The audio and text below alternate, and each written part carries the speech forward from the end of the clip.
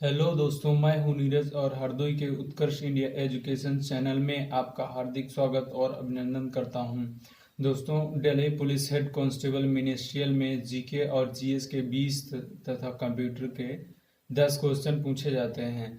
तो मैं आज आपके सामने 50 क्वेश्चन लेके आया हूं जो कि एग्जाम पॉइंट ऑफ व्यू से बहुत ही महत्वपूर्ण है। अक्टूबर में जो exam Delhi police head constable का होने वाला है उसमें क्वेश्चन ये जो है मील का पत्थर साबित हो सकते हैं।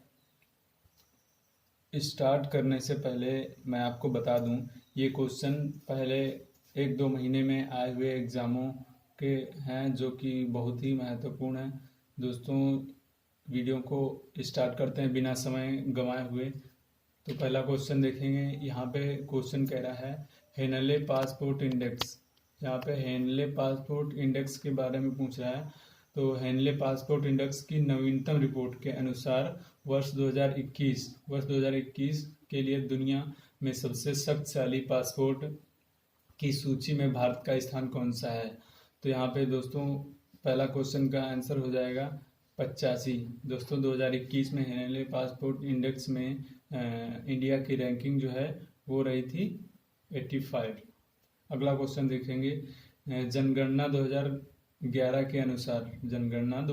के अनुसार उत्तर प्रदेश में निम्नलिखित में से कौन सा धर्म सबसे अधिक साक्षर है। तो यहाँ पे सबसे अधिक अगर साक्षर पूछेगा तो जैन धर्म हो जाएगा। जैन धर्म इसका राइट आंसर होगा। दोस्तों अगला क्वेश्चन देखेंगे। अगले क्वेश्चन में कह रहा है कि बिखरे मोती के लेखक कौन है। तो बिखरे मोती के लेखक जो है यहाँ पे हो जाएंगे सुभद्रा कुमारी चौहान, लेखिका हैं ये। बिखरे मोती के लेखक जो है वो सुभद्रा कुमारी चौहान हो जाएंगी। अगला क्वेश्चन देखेंगे। अगला क्वेश्चन है अविश्वास प्रस्ताव आंदोलन किसके खिलाफ किया जाता है। तो इसमें एक व्यक्ति मंत्री या प्रधानमंत्री, व्यक्तिगत मंत्री या प्रधानमंत्री या मंत्रिपरिषद के खिलाफ या फिर एक राजनीतिक पार्टी के खिलाफ। तो इसका दोस्तों जो है राइट आंसर हो जाएगा मंत्रिपरिषद। मंत्रिपरिषद के खिलाफ जो है अविश्वास प्रस्ताव आंदोलन किया जाता है। दोस्तों अगला क्वेश्चन देखेंगे आपके सामने है। अगला क्वेश्चन कह रहा है कि उत्तर प्रदेश का शहर सहारनपुर किस उद्योग के लिए जो है प्रसिद्ध है। उत्तर प्रदेश का शहर सहारनपुर किस उद्योग के लिए प्रसिद्ध है। तो यहाँ पे दोस्तों इसका आंसर राइट आंसर हो जाएगा ऑप्शन नंबर 4। ऑप्शन नंबर 4 में कह रहा है लकड़ी पर नक्काशी के कुटीर उद्योग के लिए। लकड़ी पर नक्काशी के लिए कुटीर उद्योग के लिए जो है फेमस है सहारनपुर। लकड़ी पर नक्काशी के लिए कुटीर उद्योग के लिए बहुत ही फेमस है। अगला क्वेश्चन देखेंगे। संत कबीर दास जो कि प्रसिद्ध कवि थे उत्तर प्रदेश के किस स्थान से संबंधित थे। तो संत कबीर दास का जो है यहाँ पे संबंध वाराणसी से हो जाएगा। वाराणसी से उनका संबंध था, वहाँ उन्होंने अपना जो भी किया। अगला क्वेश्चन देखेंगे। एमएस एक्सेल कंप्यूटर अनुप्रयोग प्रोग्राम है जिसे द्वारा लिखा गया। तो यहाँ पे कह रहा है कि किसके द्वारा ये जो है इसका निर्माण किया गया, किसके द्वारा ये बनाया गया। तो माइक्रोसॉफ्ट कंपनी के द्वारा बनाया गया। माइक्रोसॉफ्ट कंपनी के इस समय सीईओ कौन है। तो माइक्रोसॉफ्ट कंपनी के इस समय सीईओ हैं सत्य नडेला हैं। अगला क्वेश्चन देखेंगे दोस्तों।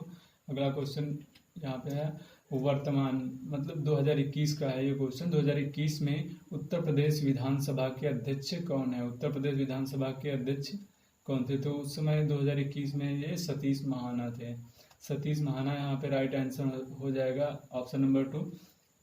अगला क्वेश्चन देखेंगे। अगला क्वेश्चन कह रहा है कि विनय पत्रिका के लेखक कौन है। तो विनय पत्रिका के लेखक हो जाएंगे यहाँ पे। विनय पत्रिका के लेखक सूरदास, तुलसीदास या कबीरदास या केशवदास। इसमें राइट आंसर फर्स्ट ऑप्शन हो जाएगा जो कि तुलसीदास दिया हुआ है। तुलसीदास जो है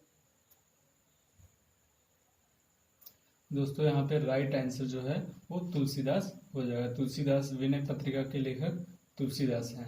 अगला क्वेश्चन देखें। अगला क्वेश्चन है किसने जो है all India forward block party की स्थापना की थी। तो यहाँ पे देखेंगे पहले ऑप्शन में है महात्मा गांधी, दूसरे ऑप्शन में है सुभाष चंद्र बोस, तीसरे ऑप्शन में है जवाहरलाल नेहरू और फिर है बाल गंगाधर तिलक। तो यहाँ पे राइट आंसर हो जाएगा सुभाष चंद्र बोस। सुभाष चंद्र बोस ऑप्शन थर्ड सही हो जाएगा। सुभाष चंद्र बोस ने जो है फॉरवर्ड ब्लॉक की स्थापना की थी। दोस्तों यहाँ पे कुछ डिटेल दे रखी है कि हरिपुरा अधिवेशन 1938 में इन्होंने अध्यक्षता की थी, हरिपुरा अधिवेशन की। और त्रिपुरी अधिवेशन 1939 में इन्होंने भारतीय राष्ट्रीय कांग्रेस के जो है अध्यक्षता की थी।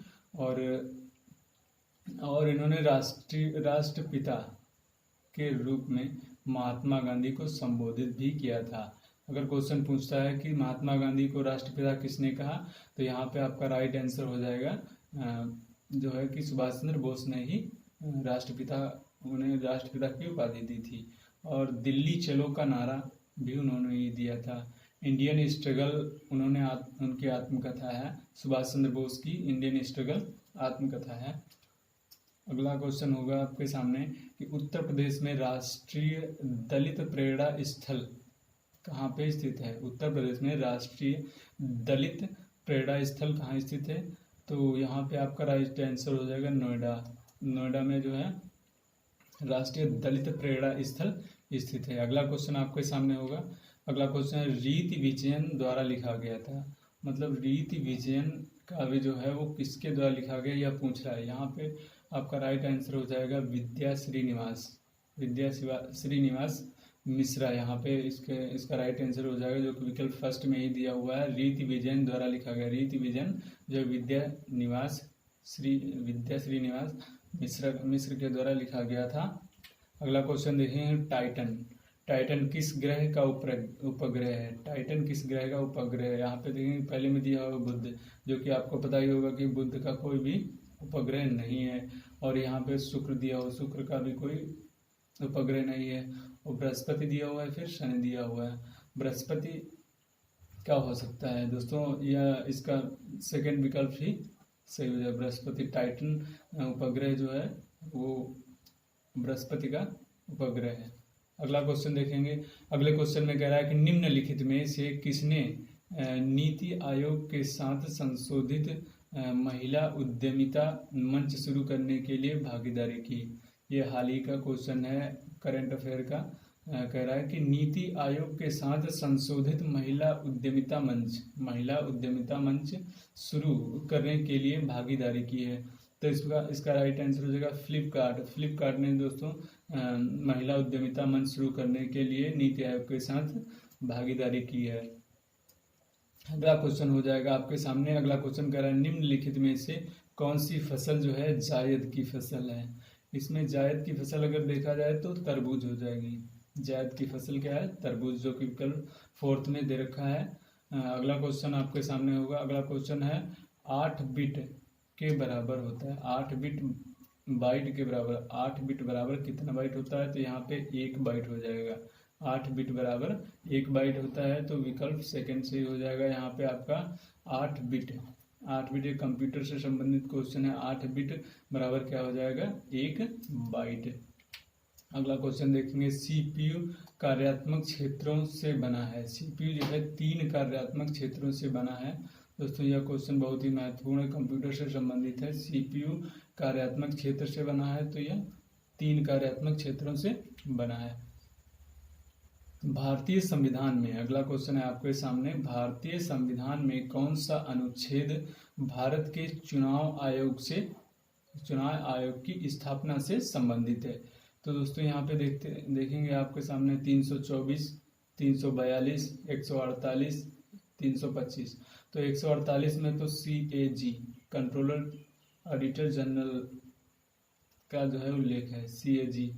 और 324 में जो है यहाँ पे राइट आंसर 324 हो जाएगा। अनुच्छेद 324 में जो है चुनाव आयोग की स्थापना दिया हुआ है, जो कि भाग 15 में है। भाग 15 में चुनाव आयोग से संबंधित 324 अनुच्छेद दिया हुआ है। अगला क्वेश्चन देखेंगे। अगला क्वेश्चन है वर्ष में 42वें संविधान संशोधन द्वारा मौलिक कर्तव्यों वाले अनुच्छेद 51A को संविधान में अंतर्विष्ट किया गया है। तो यहाँ पे आप देखेंगे कि 42वां संविधान संशोधन पूछ रहा है कि किस सन में हुआ, तो यह हो जाएगा 1976 में। 42वां संविधान संशोधन 1976 में हुआ और 42वें संविधान संशोधन में 51A मौलिक कर्तव्य जो है जोड़े गए थे, जो कि विकल्प थर्ड दिया हुआ है। 1976 में 42वां संविधान संशोधन हुआ था और 1978 में जो है 1978 में 44वां संविधान संशोधन हुआ था। 44वां संविधान संशोधन कब हुआ था, तो ये हुआ था 1978 में। अगला क्वेश्चन देखेंगे। अगला क्वेश्चन है आपके सामने, भारत के संविधान की कौन सी अनुसूची नगर पालिका की शक्तियों का प्राधिकरण और जिम्मेदारियों से संबंधित है। यहाँ पे कह रहा है कि भारतीय संविधान की कौन सी अनुसूची जो है नगर पालिकाओं की शक्तियों, प्राधिकरण और जिम्मेदारियों से संबंधित है। तो देखेंगे कि अगर अनुसूची 11 में देखेंगे, ये ग्राम पंचायत से संबंधित है। ये ग्राम पंचायत से संबंधित है, जो कि 73वां संविधान संशोधन हुआ था। 11वीं अनुसूची जोड़ी गई। उसके बाद में 74वें संविधान संशोधन द्वारा जो है 74वें संविधान संशोधन द्वारा जोड़ी गई। कौन सी? 74वें संविधान संशोधन द्वारा 12वीं अनुसूची जोड़ी गई। 74वें संविधान संशोधन द्वारा जो है 12वीं अनुसूची जोड़ी गई और इसमें नगर पालिकाओं का जो है उल्लेख किया गया है। 74वें संविधान संशोधन द्वारा 12वीं अनुसूची जोड़ी गई, जिसमें जो है नगर पालिकाओं की शक्तियों का प्राधिकरण, जिम्मेदारियां ये जो है दी हुई हैं। और 5वीं अनुसूची जो है वो संघ से संबंधित है। और 6ठी अनुसूची में ट्राइबल एरिया जैसे कि असम हो गया, त्रिपुरा, मिजोरम और मेघालय से संबंधित है। मेघालय और मिजोरम, त्रिपुरा और असम 4 राज्यों का यहाँ पे 6ठी अनुसूची में उल्लेख किया गया है। अगला क्वेश्चन देखेंगे। अगला क्वेश्चन, निम्नलिखित में से कौन सा अनुच्छेद मनी बिल की परिभाषा से संबंधित है। तो देखेंगे मनी बिल हो जाएगा 110, अनुच्छेद नंबर 110 में मनी बिल हो जाएगा। और 112 में जो है क्या दिया हुआ है, वार्षिक वित्तीय विवरण। वार्षिक वित्तीय विवरण मतलब यहाँ पे बजट है। बजट का उल्लेख कौन से अनुच्छेद में है, बजट का उल्लेख जो है 112 अनुच्छेद में दिया हुआ है। अगला क्वेश्चन है आपके सामने, निम्नलिखित में से कौन सा कथन संविधान की विशेषता के बारे में सही है। इसमें कह रहा है कि 2 ऑप्शन दिए हुए, 2 निष्कर्ष दिए हुए, इनमें से कौन सा सही है। इसमें कह रहा है कि मौलिक कर्तव्यों को यूएसएसआर से लिया गया। यूएसएसआर का मतलब है यहाँ पे रूस। कह रहा है कि ये जो है मौलिक कर्तव्य जो है ये रूस से लिए गए हैं, तो ये बिल्कुल सही है, राइट। अगला विकल्प देखेंगे। यहाँ पे कह रहा है कि संशोधन की प्रक्रिया दक्षिण अफ्रीका से ली गई है। संशोधन की प्रक्रिया दक्षिण अफ्रीका से ली गई है, यह भी राइट आंसर है। संशोधन की प्रक्रिया यहाँ पे 368 अनुच्छेद नंबर 368 में जो है संशोधन की प्रक्रिया दी। संविधान संशोधन 368 के तहत किया जाता है और जो कि भाग 20 में है। भाग 20 में दिया हुआ है क्या, संविधान संशोधन की प्रक्रिया 368 अनुच्छेद भाग 20 में दिया हुआ है। तो इसमें दोनों विकल्प सही हो जाएंगे। तो इसमें से कौन सा ऑप्शन सही हो जाएगा कि दोनों, फर्स्ट और सेकंड दोनों सही हैं। अगला क्वेश्चन देखेंगे आपके सामने है, निम्नलिखित में से कौन सा कथन या घटक विधानसभा के बारे में सही है। विधानसभा कह रहा है कि घटक फर्स्ट, विधानसभा का पहला सत्र 10 दिसंबर 1946 को हुआ था, क्योंकि ये तो 9 दिसंबर को हुआ था, इसलिए यह गलत होगा। 9 दिसंबर 1946 को हुआ था, तो ये गलत है। प्रथम सत्र में सरदार वल्लभ भाई पटेल द्वारा, नहीं दोस्तों, यहाँ पे कह रहा है कि सरदार वल्लभ भाई पटेल द्वारा उद्देश्य प्रस्ताव पारित किया गया, तो यहाँ पे ये भी गलत है। उद्देश्य प्रस्ताव जो है जवाहरलाल नेहरू के द्वारा जो है यहाँ पे प्रस्तावना पेश की गई थी। तो प्रथम सत्र में सरदार वल्लभ भाई पटेल न होकर के यहाँ पे पंडित जवाहरलाल नेहरू हो जाएगा। तो ये दोनों ऑप्शन गलत हैं। कोई भी इसमें से सही नहीं है। अगला क्वेश्चन देखेंगे। अगला क्वेश्चन, निम्नलिखित में से कौन सा कथन सही है? कह रहा है कि 102वें संविधान संशोधन से राष्ट्रीय पिछड़ा वर्ग आयोग को संवैधानिक दर्जा दिया गया है। यह बिल्कुल सही है। अगला अगला कह रहा है कि 103वां संविधान संशोधन 103 संविधान संशोधन आर्थिक रूप से कमजोर वर्ग ईडब्ल्यूएस इकोनॉमिकल वीकर सेक्शन के लिए 10% का आरक्षण किया गया। यह भी बिल्कुल सही है। कह रहा है कि लोकसभा, अगला कह रहा है कि लोकसभा राज्य विधानसभाओं में एंग्लो इंडियन समुदाय के लिए आरक्षित सीटों को हटाने के लिए 104 मतलब 104 संविधान संशोधन किया गया। कह रहा है कि एंग्लो इंडियन को हटाने के राज्यसभा में 1 और लोकसभा में 2 जो एंग्लो इंडियन का समुदाय का जो नियुक्ति की जाती थी राष्ट्रपति के द्वारा, उसे जो है हटाने का प्रावधान किया गया अनुच्छेद नहीं, संविधान संशोधन 104 में। तीनों सही है। यहाँ पे अगला देखेंगे। अगला क्वेश्चन है आपके सामने। अगला क्वेश्चन है आपके सामने, भारत के संविधान के अनुसार देश के शासन के लिए निम्नलिखित में से कौन सा मौलिक है? कह रहा है कि भारत के संविधान के अनुसार देश के शासन के लिए यह पूछ रहा है और कह रहा है कि निम्नलिखित में से कौन सा मौलिक है। तो इसमें देखेंगे कि मौलिक अधिकार दिया हुआ है फर्स्ट ऑप्शन में, दूसरे ऑप्शन में दिया हुआ है राज्य के नीति निर्देशक तत्व और तीसरे में दिया हुआ है मौलिक कर्तव्य और चौथे में दिया हुआ है मौलिक अधिकार और मौलिक कर्तव्य। तो सबसे पहले यहाँ पे आपको देखना है कि शासन के लिए, यहाँ पे जो शासन के लिए होता है राज्य के नीति निर्देशक तत्व, यह महत्वपूर्ण होते हैं। राज्य की नीति निर्देशक तत्व जो कि आयरलैंड से लिए गए हैं। नीति निर्देशक तत्व कहाँ से लिए गए हैं? आयरलैंड से। और मौलिक अधिकार लिए गए हैं यूएसए से। मौलिक अधिकार कहाँ से लिए गए हैं? यूएसए से लिए गए हैं। और राज्य के नीति निर्देशक तत्व आयरलैंड से लिए गए हैं। आयरलैंड से राज्य के नीति निर्देशक तत्व लिए गए हैं, आयरलैंड से लिए गए हैं। और यहाँ पे राइट आंसर आपका हो जाएगा राज्य के नीति निर्देशक तत्व। शासन के लिए निम्नलिखित में से कौन सा मौलिक होता है? तो यह राज्य के नीति निर्देशक तत्व हो जाएंगे। अगला क्वेश्चन है आपके सामने। अगला क्वेश्चन है, इनमें से कौन सा मौलिक कर्तव्य नहीं है? कह रहा है कि इनमें से कौन सा मौलिक कर्तव्य नहीं है? मौलिक कर्तव्य नहीं है यह पूछ रहा है। कह रहा है भारत के संविधान का पालन करना और राष्ट्रीय ध्वज और राष्ट्रगान का सम्मान करना, यह तो जो है मौलिक कर्तव्य है। और अगले ऑप्शन में कह रहा है कि सार्वजनिक संपत्ति की सुरक्षा करना, सार्वजनिक संपत्ति की सुरक्षा करना भी मौलिक अधिकार है। अगला ऑप्शन देखेंगे, भारत की संप्रभुता, एकता और अखंडता की रक्षा करना, यह भी बिल्कुल सही है। अगला कह रहा है कि अनिवार्य सैन्य सेवा प्रदान करना, अनिवार्य सैन्य सेवा। भारत में ऐसा कोई भी प्रावधान नहीं है जिसमें किसी भी व्यक्ति को अनिवार्य कहा जाए कि तुम्हें सैन्य बल में भर्ती होना है या कार्य करना है, तो यह बिल्कुल गलत हो जाएगा। तो कह रहा है कि इनमें से कौन सा मौलिक कर्तव्य नहीं है? तो मौलिक कर्तव्य कौन सा नहीं है? ऑप्शन नंबर 4 अनिवार्य सैन्य सेवा प्रदान करना, यह मौलिक कर्तव्य नहीं है। अगला क्वेश्चन देखेंगे, विधान परिषद की पहली बैठक। कह रहा है कि विधान परिषद की पहली बैठक आयोजित की गई थी। विधान परिषद की पहली बैठक 29 जुलाई 1937 को पहली बैठक की गई थी। विधान परिषद की पहली बैठक का आयोजन हुआ था 29 जुलाई 1937 में। दोस्तों यह बहुत ही महत्वपूर्ण क्वेश्चन है। अगला क्वेश्चन देखेंगे।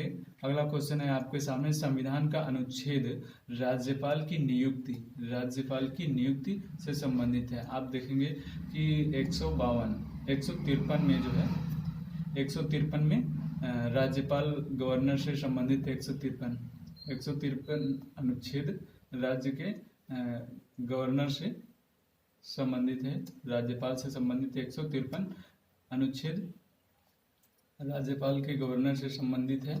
और यहाँ पे कहा गया है कि राज्य का एक राज्यपाल होगा और उसकी अगर नियुक्ति से संबंधित पूछेगा, नियुक्ति से संबंधित जब पूछेगा तो अनुच्छेद 155 हो जाएगा। 155 में राज्यपाल की नियुक्ति से संबंधित दिया हुआ है। नियुक्ति का प्रावधान अनुच्छेद 155 में है। राज्यपाल की नियुक्ति का प्रावधान जो है 155 में है। अगला क्वेश्चन देखेंगे।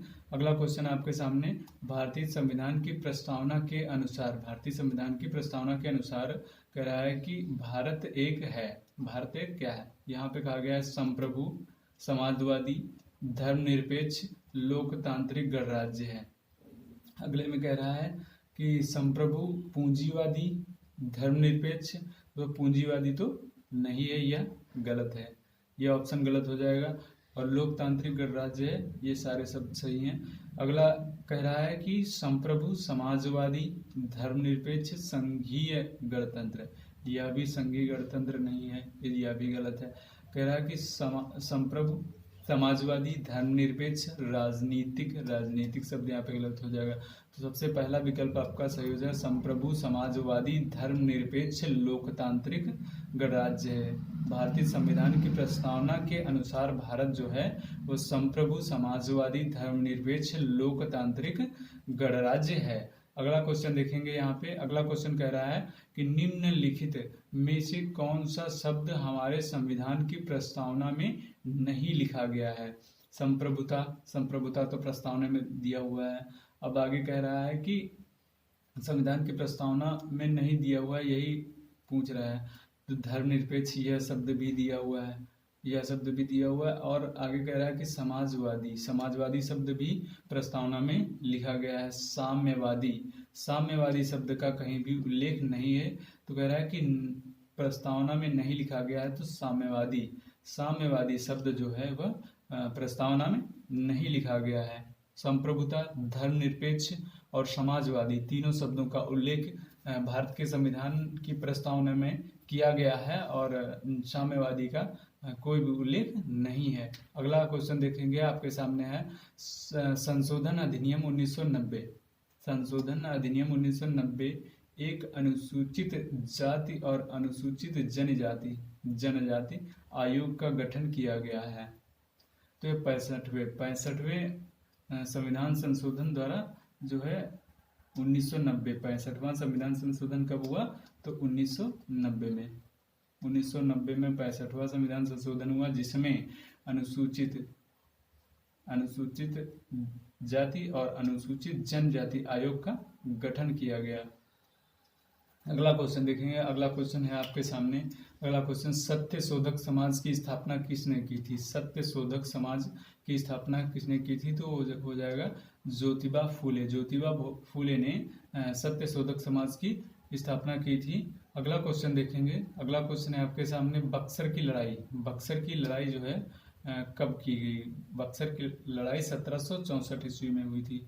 बक्सर का युद्ध कब हुआ था? 1764 में। बक्सर का युद्ध 1764 में हुआ था। अगला क्वेश्चन देखेंगे। अगला क्वेश्चन है आपके सामने, हड़प्पा का मांडा। हड़प्पा जो है, हड़प्पा का मांडा नगर किस नदी के तट पर स्थित है? तो यह चिनाब नदी के स्थित है। चिनाब नदी के तट पर स्थित है, जो कि जम्मू कश्मीर में स्थित है। जम्मू कश्मीर में स्थित है मांडा नगर। मांडा नगर चिनाब नदी के तट पर स्थित है, जम्मू कश्मीर में। अगला क्वेश्चन देखेंगे। अगला क्वेश्चन देखो, यहाँ पे सर ये भी है कि रावी नदी के तट पर कौन सा, सिंधु नदी के तट पर कौन सा और सतलज नदी के तट पर कौन सा? हड़प्पा जो है यहाँ पे रावी नदी के तट पर था। हड़प्पा जो है वह रावी नदी के तट पर स्थित था। अगला क्वेश्चन देखेंगे। अगला क्वेश्चन है आपके सामने। अगला क्वेश्चन, अवध के पहले नवाब कौन थे? अवध के पहले नवाब कौन थे? तो अवध के पहले नवाब थे शहादत खान। अवध के पहले नवाब शहादत खान थे। और अगर अंतिम नवाब पूछा जाए तो थे शुजाउद्दौला। अवध के अंतिम नवाब कौन थे? शुजाउद्दौला। और पहले नवाब थे शहादत खान। अगला क्वेश्चन देखेंगे। अगला क्वेश्चन है आपके सामने, चंगेज खान ने की स्थापना की थी। चंगेज खान ने किसकी स्थापना की थी? तो मंगोल की थी। मंगोल साम्राज्य की स्थापना जो है, मंगोल साम्राज्य की स्थापना किसने की थी? तो मंगोल साम्राज्य की स्थापना की थी चंगेज खान ने। विकल्प सेकंड सही हो जाएगा आपका। अगला क्वेश्चन देखेंगे। अगला क्वेश्चन है आपके सामने चोल वंश।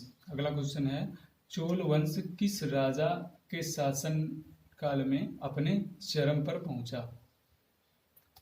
चोल वंश जो है किस राजा के शासन काल में सबसे अच्छा और चरम पर पहुंचा। तो यहाँ पे आपका राइट आंसर हो जाएगा राजेंद्र चोल।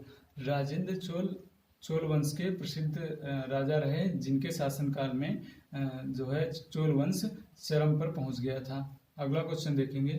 अगला क्वेश्चन है आपके सामने निम्नलिखित में से किसने अकबरनामा लिखा था। अकबरनामा दोस्तों अबुल फजल ने लिखा था, जो कि अकबर के सेनापति थे। अकबरनामा लिखा था अबुल फजल ने। अबुल फजल की रचना है अकबरनामा। अगला क्वेश्चन देखेंगे। अगला क्वेश्चन है आपके सिंधु घाटी के लोग धातु से अनभिज्ञ थे। कौन सी धातु के बारे में जो है सिंधु घाटी के लोग नहीं जानते थे। तो यह लोहा है। लोहा धातु के बारे में जो है सिंधु घाटी के लोग नहीं जानते थे। अगला क्वेश्चन देखेंगे। अगला क्वेश्चन है आपके सामने ह्वेनसांग। ह्वेनसांग किसके शासन काल में आया था। ह्वेनसांग भारत जब आया था तो कौन शासन कर रहा था। तो हर्षवर्धन। हर्षवर्धन के समय ह्वेनसांग आया था। ह्वेनसांग हर्षवर्धन के शासन काल में आया था। अगला क्वेश्चन देखेंगे। अगला क्वेश्चन है आपके सामने गाजी मलिक। गाजी मलिक किस वंश का संस्थापक था। गाजी मलिक किस वंश का संस्थापक था। तो गाजी मलिक के बारे में आपको पहले पता होना चाहिए कि गाजी मलिक का दूसरा नाम क्या था। जो तुगलक वंश का संस्थापक था गयासुद्दीन तुगलक। गयासुद्दीन तुगलक।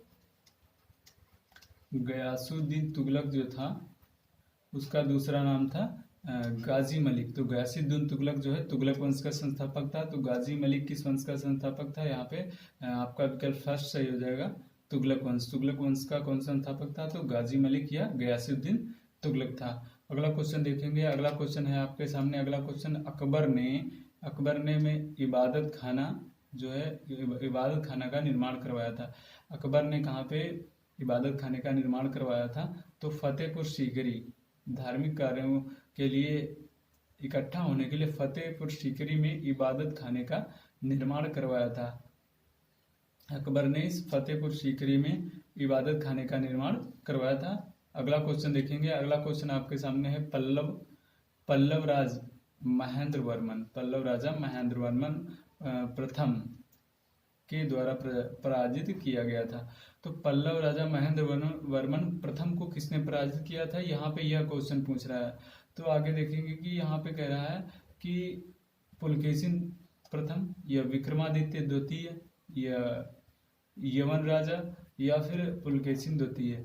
यहाँ पे पुलकेशिन द्वितीय ने पराजित किया था। तो पल्लव राजा महेंद्र वर्मन को जो है सबसे पहले किसने पराजित किया था। तो पुलकेशिन द्वितीय ने। विकल्प फोर्थ सही हो जाएगा आपका। पुलकेशिन द्वितीय ने पल्लव राजा महेंद्र वर्मन को पराजित किया था।